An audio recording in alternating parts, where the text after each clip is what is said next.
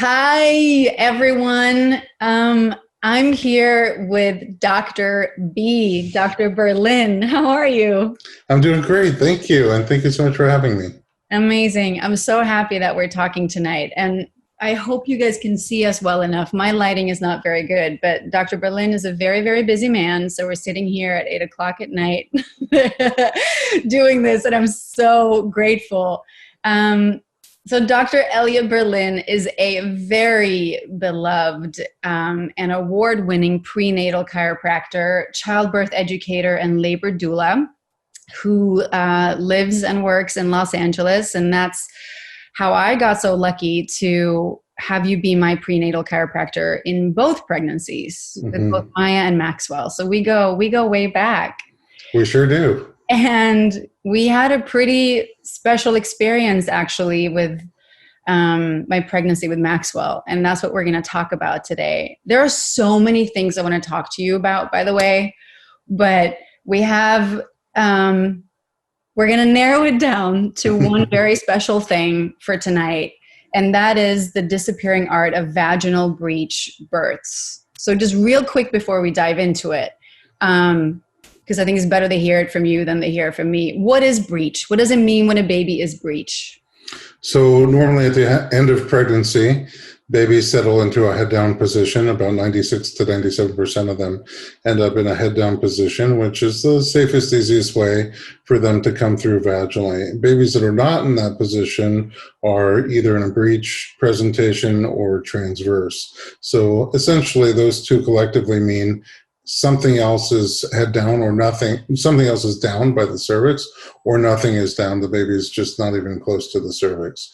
And there are different kinds. They could be with their bottom down and their legs straight up towards their head like they're doing a pike dive.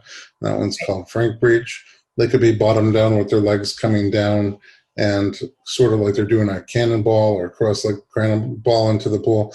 That's a complete breech. They could have a foot down there, just one foot, which would be a single footling breech. They have both feet down, or they can be just lying across, sideways, and that's transverse. Right. So what happened when I was pregnant with Maxwell was that I think it was week 33 that we found out that he was breech. And I think he had his little butt down and feet up. And is it true that around week 34, they kind of want them to flip and be head down? Yeah, I mean, they don't have to flip that early, but most of them do. So if yours hasn't, we start to wonder, why is your baby not flipping yet? Why is your baby not Right. turning head down? Right. So there's still some time. A lot of doctors start to check at 32, 33 weeks, see where the baby is. And if the baby's not head down yet, that's not really a panicky moment, but it's time to start thinking about the options. Like, are there things that we could do to naturally or medically encourage this baby to get head down before it's too late? Right. And I think that's what happened with Maxwell because he did not want to turn. So we went to week 34, week 35. He did not flip. And I learned a lot during that time that I had never heard about before and never had to worry about before. Number one was that if he was going to stay breech, that I could not have my home birth with my midwife as I had planned because midwives are not allowed to deliver breech babies In the state of California. in the state of California. And I also learned that almost no doctors want to attend a vaginal breech birth at the hospital. So I don't know how much that has changed, but at that time, Maxwell is now 2.5, so this was almost 3 years ago, was that there were only 3 doctors in all of LA that would be willing to attend my birth if I wanted to have a vaginal breech birth at the hospital. And what I felt in that moment was I had had a great pregnancy. I was healthy. My baby was healthy. But all of a sudden, I felt like something was just very, very wrong. that something was wrong with me, something was wrong with baby. Worry started to seep in. And I was just so incredibly blessed to have you, to have my midwife and my doula, Ivy, who you know, who Yes, very kept well. telling me that this is not something wrong, it's just a different normal, and that there are things that we can do. But I realized that going from having planned a home birth, I just started to see that I might be just forced to have a C-section. And there were so many thoughts moving around my head, and none of them were positive in the beginning. So luckily, what I found out was that my backup doctor, Dr. Crane, was one of those 3 doctors in all of LA. I actually think one of them was going through retirement at that time, so there were 2 doctors. He was reluctant, but he said that because I was a second-time mom, I was tall, my pelvis looked good, he was willing to deliver my baby if he stayed breech vaginally, not through C-section. So I want to like dig into that because I know that there are a lot of mothers that go through a similar thing. And from what I understand, that up to the year 2000, there were 2 options for breech babies. You could have a vaginal breech birth or a C-section. And then in 2001, something changed. And basically, vaginal breech birth, that option was almost entirely gone because of one study. Mhm. Can you tell us about that? What happened? Well, if we back up a little bit, Sure. you go back just over 100 years, and cesarean wasn't really all that safe, medically speaking. Even just a little earlier than that, oftentimes it was very unsafe, and we only did them under the most dire circumstances if we had no other way to save the baby or save the mother or save them both. Um, as the techniques got better, we started to really perfect cesarean birth from a medical standpoint, and the success rates became very high and the complication rates went down a lot. We started to apply the test: who's going to benefit more from a cesarean birth than from a vaginal birth? And there are certain things like, for example, placenta previa. If the placenta is sitting right on top of the cervix and the baby would sort of have to smash through that placenta to come through, that's something that I think pretty much everyone agrees that you're better off having a cesarean than a vaginal birth. So we just started to apply all these different scenarios and seeing, when would we be better off, the mother and or the baby be better off having a cesarean versus vaginal birth. So the study that we're talking about sort of applied that question to breech babies. There are certain complications that can occur during the vaginal delivery of a breech baby that don't happen with a vaginal delivery of a head down baby, and that don't happen with the cesarean delivery of a breech baby. And so medicine wondered, would babies in a breech presentation be better off being born by cesarean than being born vaginally, to eliminate those 2 potential risks from happening. And the risks are really, one is called umbilical cord prolapse, where the first thing that comes from the uterus through the cervix into the birth canal is the umbilical cord. And that can be a dangerous complication because the next thing that comes through is the baby. And if the baby compresses the cord, but the cord gets kind of compressed between mom and baby, then that cuts off the baby's supply of everything necessary for life: oxygen and blood. So that's a serious complication, or potentially serious complication. The other one is, what if the whole baby comes through, right? Legs and butt and body, but then the head gets stuck. So you have head entrapment and the head's stuck up inside mom and the baby's trying to breathe. That can also become a serious complication. So we thought, what if we can avoid those by just doing cesarean birth with everybody who has a breech baby? And so this term breech trial, to simplify it, essentially took 2,000 women who had breech babies. They were not head down close to birth, 37 weeks and beyond. That's term is considered 37 weeks. And, half of them were to deliver vaginally and half by cesarean. And to check the immediate outcome, how healthy are the babies after each different type of birth. And the study's conclusion, I believe, said that babies who are breech, born vaginally, did better, small but statistically significant better outcomes than babies who were breech and born vaginally. So based on that study, the United States and Canada, like pretty much immediately, made the recommendation that all breech babies be born by planned cesarean, typically at 39 weeks.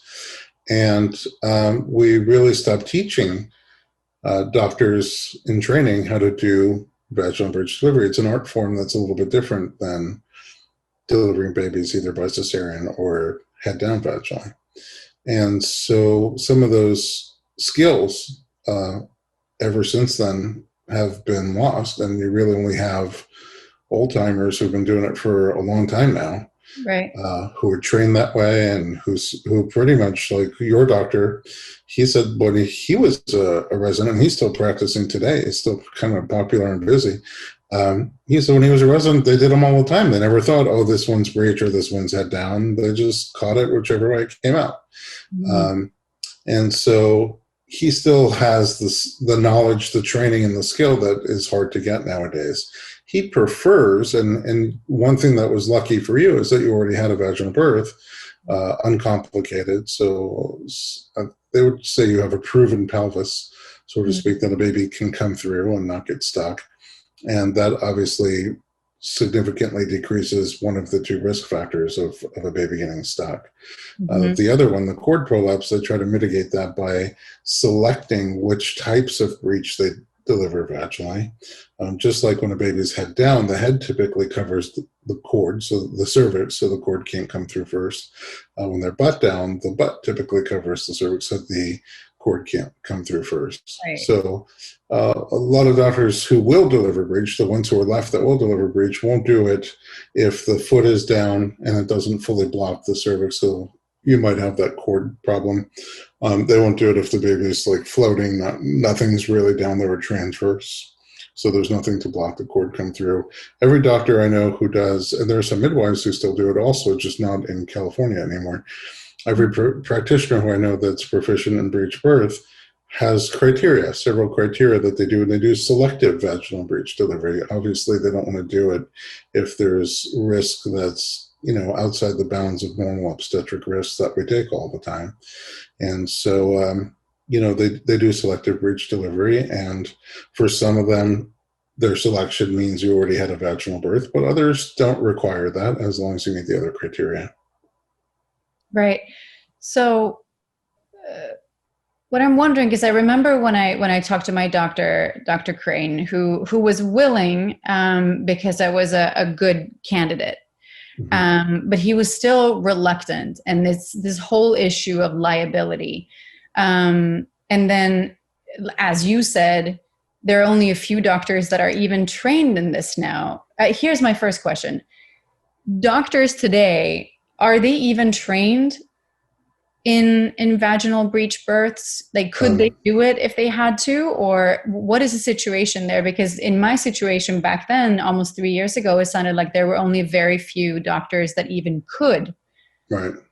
So unfortunately, it's almost impossible to get the training now because there are so few vaginal breech deliveries happening, at least in the United States and Canada, that a resident would never get enough experience with breech delivery to feel comfortable, confident, and competent to do it. It's very hard for them to get that experience, even if they could go on simulators and learn how the different presentations of breech come down, the different complications with breech and how to remedy them, to actually see them done in person to get enough experience during training is very, very difficult.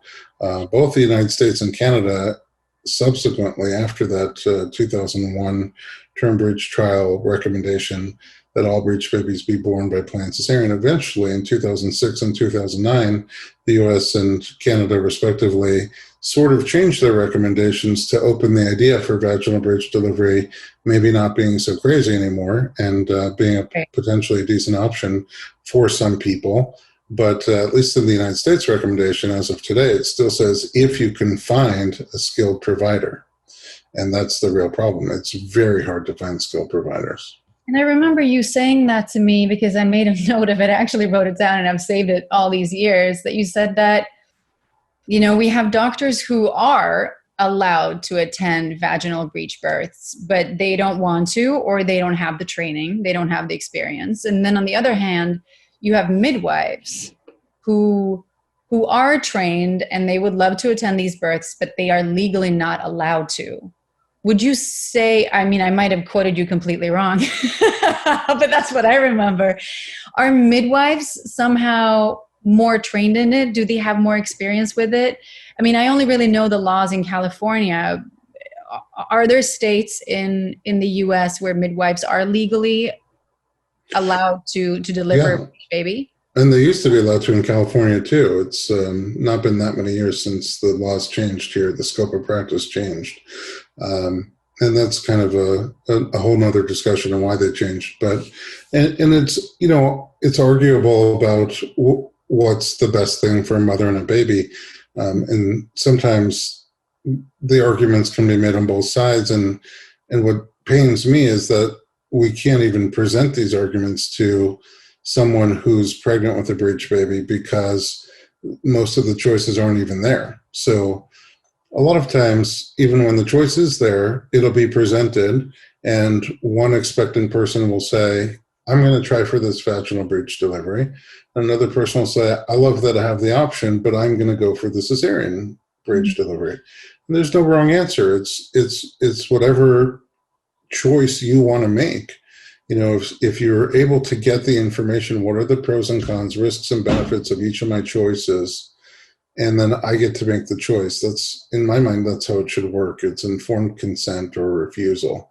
And again, none of these, there is risk with every option that you take. I would never say there's no risk. But it's important for us to kind of, to the best of our ability, the best of the data that we have, to spell out what the true risks are, and for you to decide which ones you want to take and which ones you don't want to take. We do that all the time with every birth, really. There's always going to be some risk. There's no guarantee that a birth ends perfectly. Yeah. So, and then there's people who've done it, and people who had great experience with it recommend that everybody do it. It's the coolest thing ever. And it's, it's just a birth. And then there's other people who've done it and have had complications and recommend that nobody do it because if they can go back and turn back time, they wouldn't do it. It's not, again, I don't think those experiences one way or the other should limit somebody else's choices when really these risks are within the realm of normal obstetric risks that are taken on a regular basis. So the other thing that you said about Dr. Crane, for example, and liability is that, the real issue with most doctors is they don't have the experience and training and even the tools. There are special tools for breech. And it's just not in their comfort zone. They're not being bad people. They just don't have the skills and the expertise and the comfort to be able to do it in a way that they feel is safe for you because of their lack of experience and training. And the ones who do have the experience and training, like Dr. Crane, oftentimes worry that now that it's no longer the community norm, most people who have breech babies still schedule cesarean around 39 weeks. Vaginal breech delivery is not the community norm, even though it's within the realm of recommendations from ACOG. If anything were to go wrong, whether it has something to do with the breech or not, whether there was negligence involved or not, their liability is going to get them. It's really easy for a prosecutor to come in and say, you did this even though it's not the community norm. You could have just done a cesarean birth, and had you done that, everything would be okay right now. Even if that's not quite scientifically true, Right. it wins hearts and minds. Nobody wants to see an injured mother and injured baby. Of course. Yeah. And then, you see the same thing on the other side when things go wrong during a cesarean sometimes. But it's a lot easier to defend yourself to say, well, this baby was breech and the community norm is to do a cesarean, and this unfortunate thing that happened is just a consequence that sometimes happens when we do cesarean. It can't be completely avoided. So from a liability perspective, which is the risk to your provider, vaginal breech delivery is very risky for them, and cesarean birth is pretty safe for them. For the medical risk and the liability risk don't always go up and down together. So just because it's more risky for your provider doesn't mean it's significantly more risky for you. Right. but because it's very risky for them, they won't want to offer that option. Of And course. I'm not blaming them either. I mean, it's a No, it real makes serious sense. pickle. So, what could be the benefits of choosing a vaginal breech birth instead of a C-section? Just in case somebody's watching here right now and wondering, why would I go with vaginal breech birth if I could instead of doing a C-section? Of course, that's a very personal choice, but just some thoughts on that, why that might be better for some people. Yeah, so for one thing, a lot of it boils down to feeling. Mm, There are some women who would rather have a cesarean birth anyway, even if the baby is head down. right. So for them, having a cesarean birth for breech is not a big deal. This is something that I encounter every day at the office, often several times a day. And so I've seen thousands probably of women who are concerned about a breech baby, 33 weeks and beyond, and the baby's breech. Oftentimes they're planning for years, and certainly for the months of pregnancy, a specific birth, how they see it going. Is sometimes for women how they dream of their wedding and how they want their wedding to be. They dream of their birth and how they want their birth to be, and they prepare for it in all sorts of different ways, the mind, the body, and they want unmedicated, uninterventional birth. They want to really feel everything and be super present for everything, and they want to just do it together with the baby. Sometimes they're thinking about health benefits for the baby, things that happen to the baby when they move through the birth canal that don't necessarily happen with a cesarean birth, exposure to the microbiome, and other things like that, being squeezed, the brain center and lung centers through the pelvis. There's also, it is kind of an intense surgery. I hear lots of different feedback from people who've had cesarean. Some people feel like it's not nearly as intense as I thought it was going to be, and the recovery was a lot easier than I thought it was going to be. And a lot of people feel the other way around, like they never fully recover from it sometimes, that it's a pretty major surgery that disrupts their homeostasis, and it cuts into the abdomen, it cuts into the uterus, and it's kind of an intense surgery, even though we've pretty much got it down to a science. For other women, this was interesting in a documentary that I worked on about vaginal birth after cesarean. We interviewed a bunch of women who had cesarean birth with their first baby, unexpected cesarean birth with their first baby. So they planned on a vaginal birth, but ended up having cesarean. And then with their second baby, they just elected for a repeat cesarean. Mm-hmm. And every single one of those women, it's not a very big pool, so certainly not everybody feels this way, but every single one of those women kind of used the same terminology and almost said the same thing verbatim about how in the birth with no labor, just a cesarean with no labor, something was missing for them. It felt surreal was a word that came up oftentimes, had a hard time bonding with their baby. It just didn't feel connected. And they all use that terminology. It's sort of interesting because women who just had an elective C-section the first time didn't seem to miss that. But women who had labor and then a cesarean and then chose to have a cesarean with no labor, they all missed that some kind of transition, whether it's hormonal, neurological, emotional, some sort of transition from being pregnant to not being pregnant, rather than just, laying down on the table and having the baby taken out right away. So I think there are a lot of benefits. And then the other medical benefit is that if you're planning to have more kids, every time you do a cesarean, the next pregnancy and birth, whether it's cesarean or vaginal, becomes a bit more risky because of each cesarean that you've already done. So there's a distinction. Somebody who's not planning to have any more kids may not care as much as somebody who's hoping to have 2 or 3 more kids. Right. Wow, that's very, very interesting. So how do we bring back, and I love calling it the art of vaginal breech birth. How can we, now the doctors aren't trained in it and they don't have the experience. So what can be done for mamas to have at least these options? And I love what you said, that It's not for everyone. Vaginal breech birth may not be for everyone, but informed choice is. So to have the options, because this incredible documentary that you told me to watch, Heads Up, is so great and talks about all of this. And many of the mamas there say that they were just devastated because they felt like they had no choice. Right. How do we bring back choice? So one thing I think is important is if we're doing true informed consent. So if you're a provider that doesn't offer vaginal breech delivery, but there are other providers in town who do, it seems to me that the true scope of informed consent is not to say that your only option is to do a cesarean at 39 weeks or 40 weeks, but that there are other providers in town that offer vaginal breech delivery. Even if you don't recommend it, you could caveat that by saying, but I don't recommend it for X, Y, or Z reason. But a full scope of informed consent means we tell our patients what the choices are. If you go to a general physician and they see you and they treat you and they keep you healthy, but then all of a sudden there's something comes up that's outside their scope that they're not experts in, like a liver thing or a heart thing, then they send you to a specialist. And at this point, the way I see it is that there are doctors in town who are very experienced and comfortable with breech birth, and they're the specialists. So as a general OBGYN, if a specialty like that comes up, it would be important for them to at least mention that there are other options, even if they don't offer those options themselves, and even if they don't think those options are a great idea, because ultimately it's not really their choice. Right.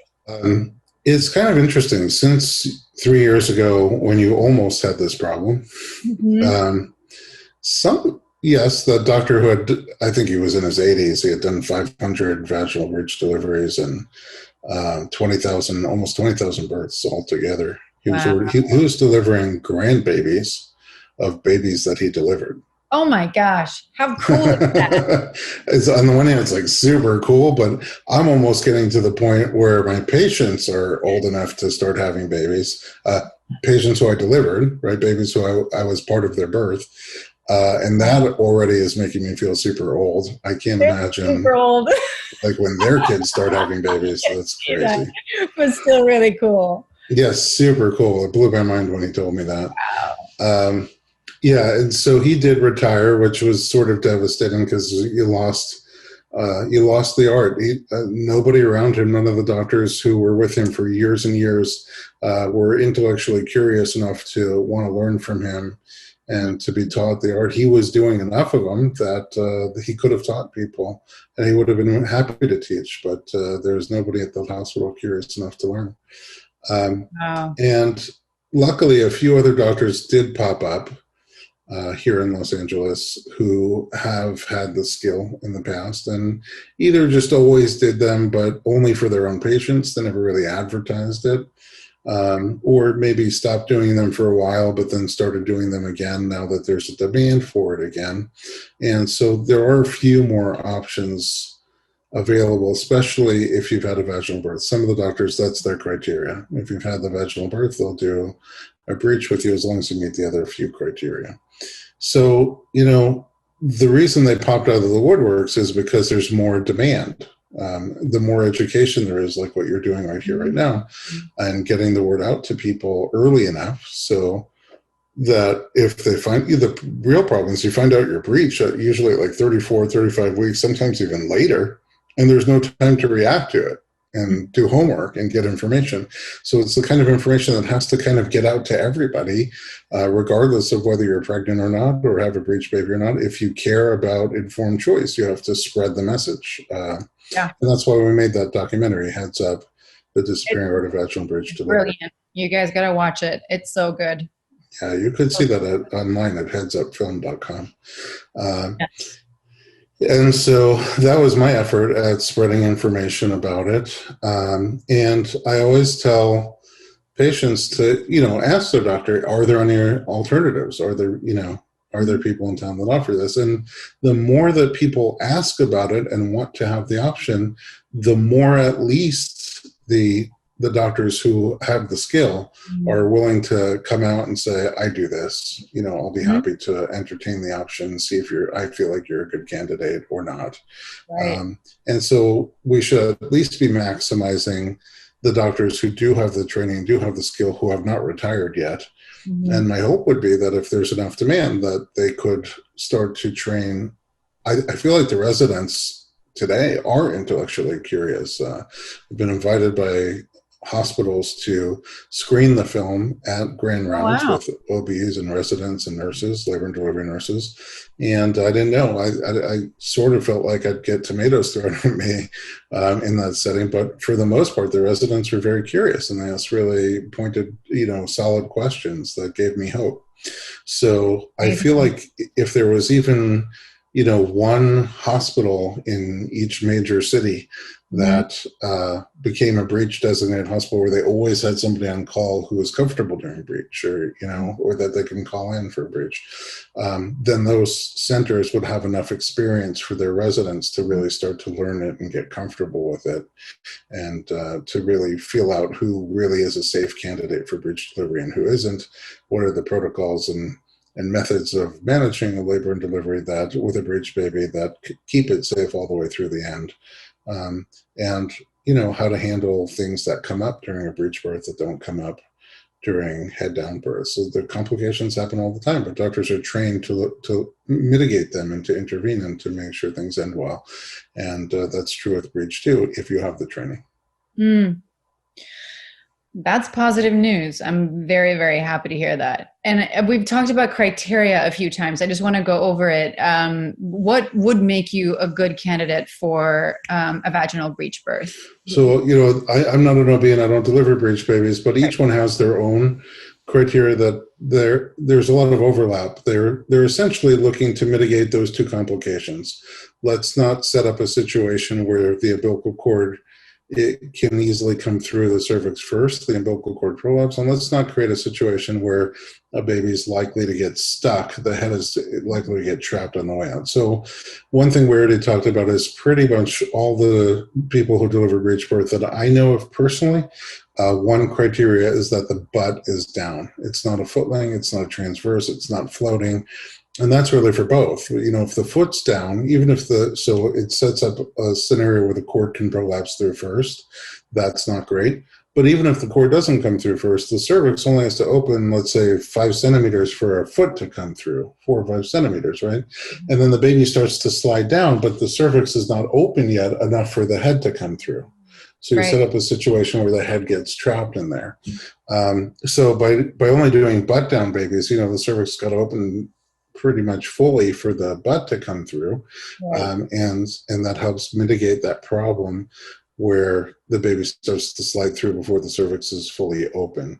And along those lines, each one has sort of an estimated weight, fetal weight, that they're comfortable with. If the baby seems to be getting too big, whatever that means for each one, 9 pounds, 9.5 pounds, they wouldn't do it because that increases the odds of the baby getting stuck.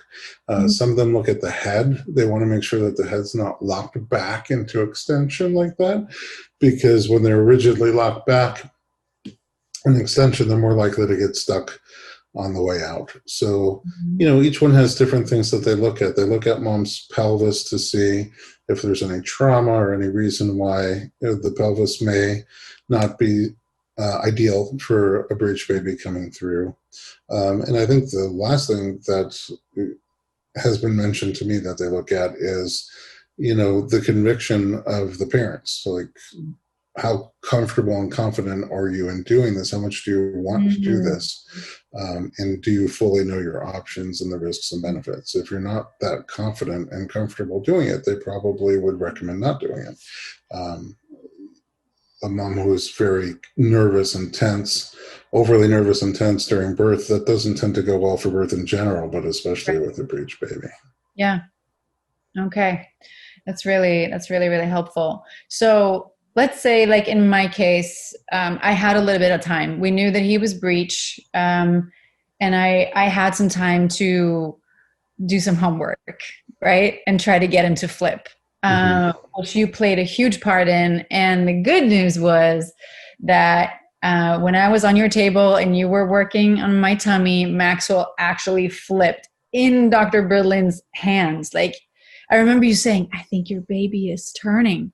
And then you Hmm. just gently kind of nudged him and he just did like a flip and then he Hmm. stayed head down. It was such a cool moment because you do help a lot of mamas. You work on their bodies and then the flip tends to happen later on, right? Hmm. Not that common Yeah, I in would say a less than baby. 5% of the people that we work on, their babies actually turn on the table. But I've done so many of them that there's a good number now walking around who are like, and it's kind of, it's not ideal because sometimes they'll be like, you got to go see him.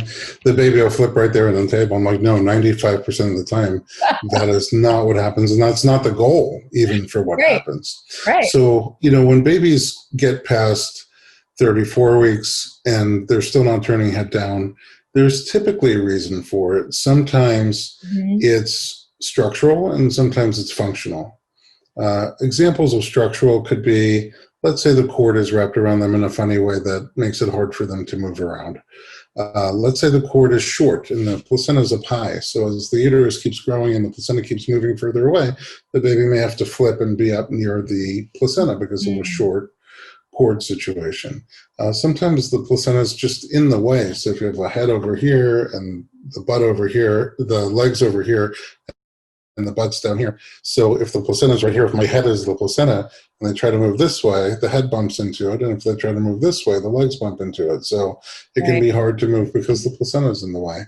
The fluid makes a big difference, I find anyway, that the way fluid's normally measured at the end of a pregnancy, typically measured at the end of a pregnancy, is there's a couple of ways, but most common is called the AFI, the Amniotic Fluid Index. So Mhm. on an ultrasound, they would take the belly button and make a vertical line and a horizontal line. Together, they make a quadrants, 1, 2, 3, 4 quadrants, and they look in each quadrant for the biggest pocket of fluid, add those four together, and that's the amniotic fluid index. It's not exactly how much fluid you have, but it's an indication of how much fluid you have. Mhm. And towards the end of pregnancy, a normal range for AFI is about 8 to 24.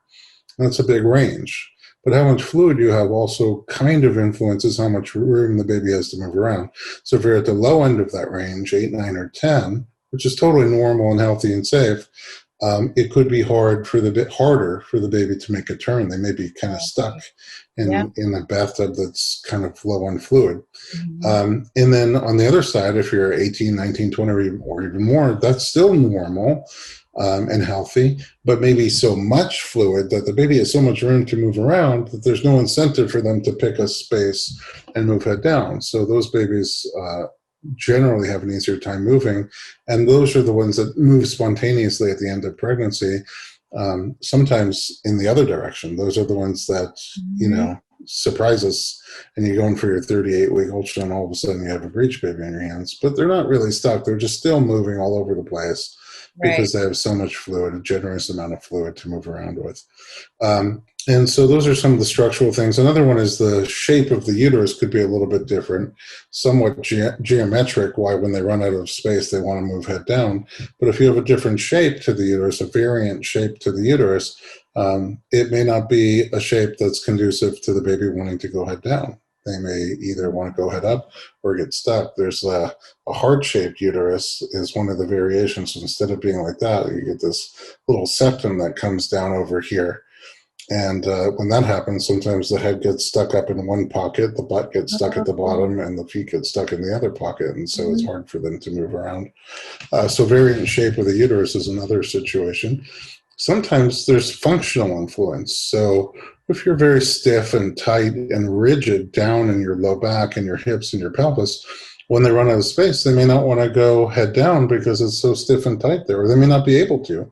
When they're trying to move, instead of your body expanding and contracting and helping those movements, your body may just be rigid and resisting those Mhm. movements. And so where chiropractors come in is we don't turn breech babies, we don't manually move them around.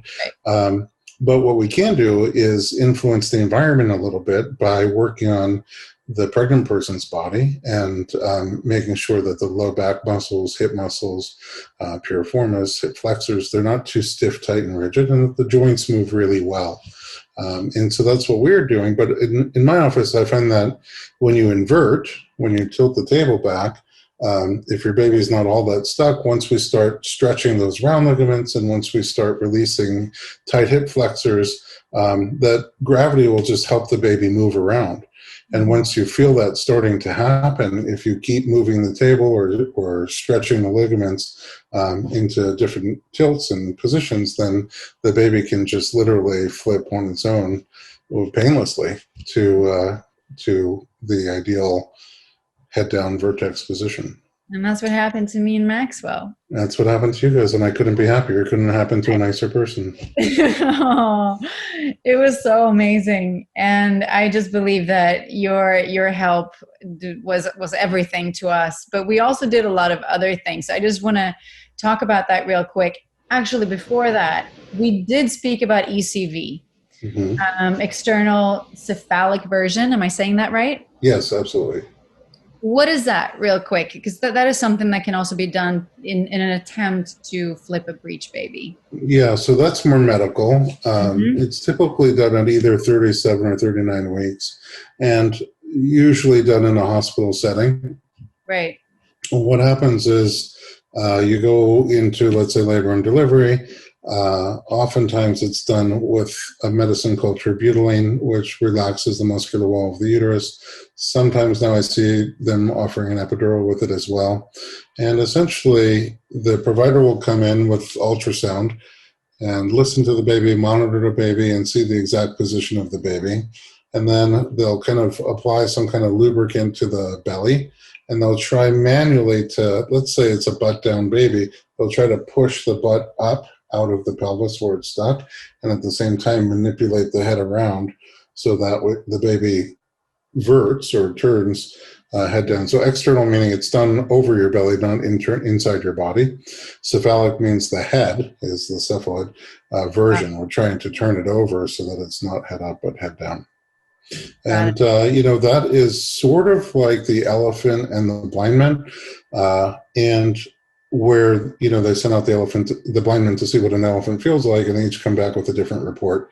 One says it's smooth and floppy, one says it's hard and shiny, one says it's very rough, but they were just feeling different parts of the elephant, right? So the ECV is very much like that. If you have somebody on her second baby and she's tall and she has a lot of amniotic fluid and the baby's not really wedged in the pelvis and the placenta's not in the way, they'll sometimes go in, the whole thing takes 25 seconds and is relatively painless.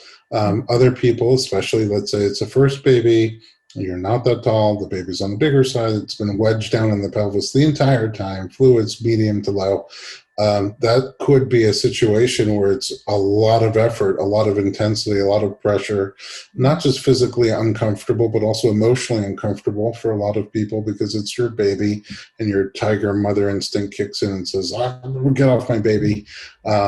And so it could be a really uncomfortable experience. And it's one of those things where there's no right or wrong, but you can't just say to somebody who's had it, hey, how is the version? Should I do it? Because the factors alone could be very different between you and them.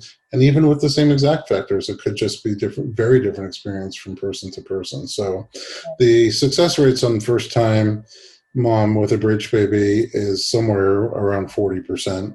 It goes up if it's not your first baby, and again, it goes up if your fluid's on the higher side, the baby's on the smaller side, you have a little more room, stuff like that. Each case is so different. Absolutely. So what if you're early on enough, like I was? We caught it pretty early, and you are just willing to do whatever it takes to get this baby to flip. What are some things that mamas can do, both in treatments and also the kind of like do-it-yourself homework in your home? What are some things that mamas can do? So in terms of do it yourself at home, some of the things that are often recommended are doing positional exercise on your own, getting into a situation where your hips are higher than your shoulders, so gravity can help move out the part that's in your pelvis, the presenting part that's up against your cervix. that is not ideal, right? We like a foot or butt, help that slide out so that the rotation can take place. Also, when you get in those positions, it tends to help stretch out some of the musculature on the round ligaments so that they loosen up a little bit on their own. There's a website called Spinning Babies that has a lot of those exercises, a video and pictures of the exercise. So it gives you a lot of different options and shows you how to do them safely. Other things that people sometimes do are get into a pool and either just move around in the pool or try to do some flips in the pools so that the baby has more buoyancy. Did you do that? I did. Oh, yeah, it doesn't surprise me. I know you would have done just about anything to I did everything. give them a chance to get down there. And so, there's not protocols on a lot of these things, but there are anecdotal stories where people say, I did that and it worked for me. Things that you could do in terms of somebody doing something with you, to you, or for you. So the chiropractic that we do is to open up the joints, especially around the pelvis. The massage work that we do is to loosen up soft tissues like muscles, ligaments, and tendons, especially in the low back, hips, and pelvis, and just to loosen them up. Sometimes when the baby's stuck around a rib cage, we'll do massage over there to loosen that up. Try to create a flight path for the baby to spontaneously move. We do Chinese medicine, a mixture of acupuncture and moxibustion, which is stimulating those points instead of with needles, but with heat coming from an herbal stick that burns. And the herb is mugwort, which is a little bit of a relaxant. And you see it all the time. Once you're burning moxa for 15 or 20 minutes, those babies start to jump around like crazy. So it creates more spontaneous movement. So if I can create more functional space with the body work, and we can create more natural movement with the Chinese medicine, that's very synergistic. That's how seemingly a lot of the babies move on their own. Did that too. Was burning that moxa every night. And then other people do reflexology, homeopathic. There's hypnosis techniques for bridge babies. Those are pretty much, and then there's like rebozo, where I don't know if you did that one, where they take a shawl, it's like a Mexican scarf, and they kind of do some sifting to help create movement for the baby. A lot of the doulas are trained in that, and they do that. I heard about that. I never did it though. Yeah, those are pretty much the things I know that people try in terms of modalities. What about craniosacral therapy? So craniosacral therapy, most people don't know what it is. It's kind of a technique. It's a modality that's part structural and part energetic. And the bottom line on it is that it causes, when it works well, it causes a deep relaxation of the central nervous system, the brain and spinal cord. And the body just becomes very, very relaxed. And so when my body work modalities are focused on muscles, ligaments, and tendons localized to the low back, hips, and pelvis around the baby. But craniosacral, when it's successful, just gets the entire body to turn into like a wet noodle. And so, again, that kind of relaxation to be able to totally let go. There is some thought. It's hard to say to what extent or even if it's accurate, but there's some thought that stress and tension, emotional stress and tension that you hold on to can cause breech positioning as well. So when you do things like meditation, hypnosis, and craniosacral therapy and release that tension, so that may be helpful as well. Yeah, that's great. And I also, just for the do-it-yourself stuff, one thing that Davey, my midwife, told me about, it's just like meditate and communicate with your baby, which not all mamas might believe in, but I certainly did. And it was a very sweet experience and exercise to do. The inversions, like you mentioned, and then cat cows. I did that for 5 minutes, 3 times a day. The yoga position or exercise, and then walking. It's worth trying. I walked plenty, and that's just really good to prepare for birth in general. And then, like you said, floating and swimming. That was sort of my little list that I have here. That's a nice list. It was a nice list. So there are definitely things that one can do to try to get the baby to flip. And like you said, you mentioned spinningbabies.com is a great website. And then your own website, informedpregnancy.com, which has so many resources for all sorts of things. And your documentary Heads Up, which I just did so much for me.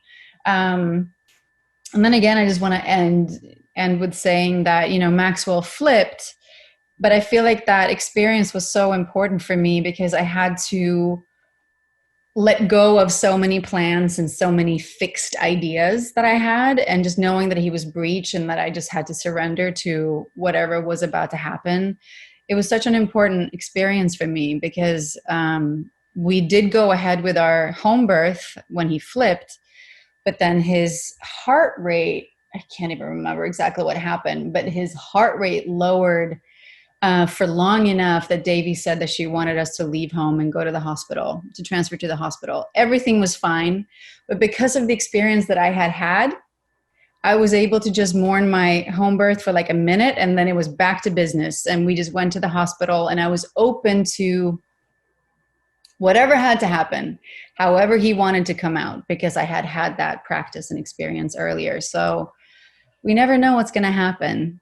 You never know. I would Surrender say, is so important. yeah, just a few final thoughts are just that, in my mind, a birth plan is a flowchart.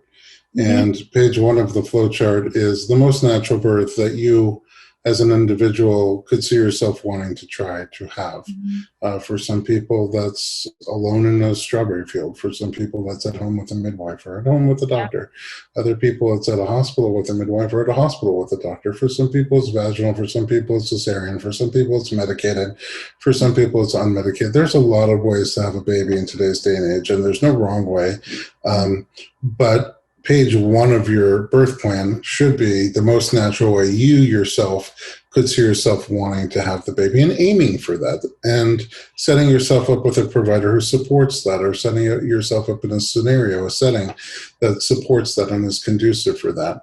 But it's a flowchart. If something comes up like a breech baby or a placenta previa or anything else that comes up, or a baby's heart rate drops during labor, that's what makes home birth safe, is when you have a savvy midwife who says, this is a pink flag. I don't want to stay home and see if it turns into a red flag or a white flag. This is when we transport to be safe. And then in your case, everything went well, and you were just at the hospital to be safe. But that's part of the flow chart. It's part of your plan. Your plan didn't fail. You followed your plan all the way through. And so once the journey starts, it's really, you're aiming for that spot, but it's not like steering a precision vehicle. It's almost more like steering a hot air balloon.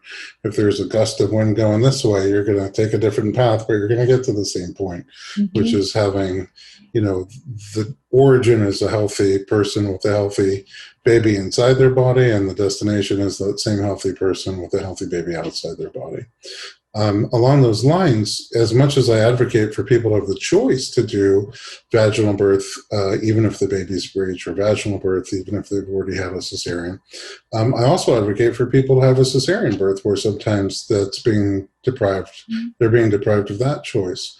Along those lines, we have a podcast called the Informed Pregnancy Podcast, a whole bunch of episodes about breech, breech stories, and experts talking about breech.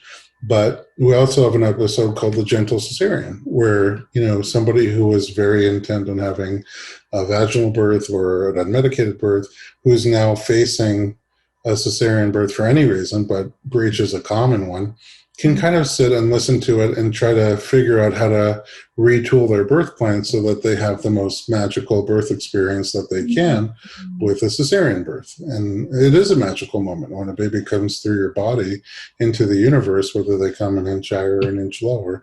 And you can do things, or choices you can make in a cesarean birth that can make it the experience that you want to have. It does not have to get lost because it's a surgical birth and not a vaginal birth. So we tried to compile all of the movie Heads Up and some of these podcasts and some stories, articles, and we made a separate URL for it called breechpodcast.com, where we keep adding to it. And we also have a list of providers around the country. It's not the biggest list in the world, but of providers that we know that are known to do vaginal breech delivery if you meet the safety criteria. You are amazing. Oh, thanks. Thank I'm you for trying. saying all of that. No, you're doing it. You're doing it. And you have been doing it for so long. We are so lucky to have you. And I love everything that you just said, and that there truly is no birth that is right or wrong.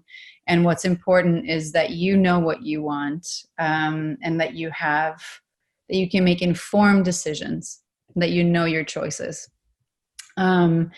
We so appreciate the time and that you talked to us about this. It's so important. So guys, remember informedpregnancy.com. Check out Heads Up. There is so much to learn about this, and that's what's truly important. Thank you again so much for your time, Dr. Thank you, Bridley. Emily. I appreciate you. I love and miss you. No problem. Bye.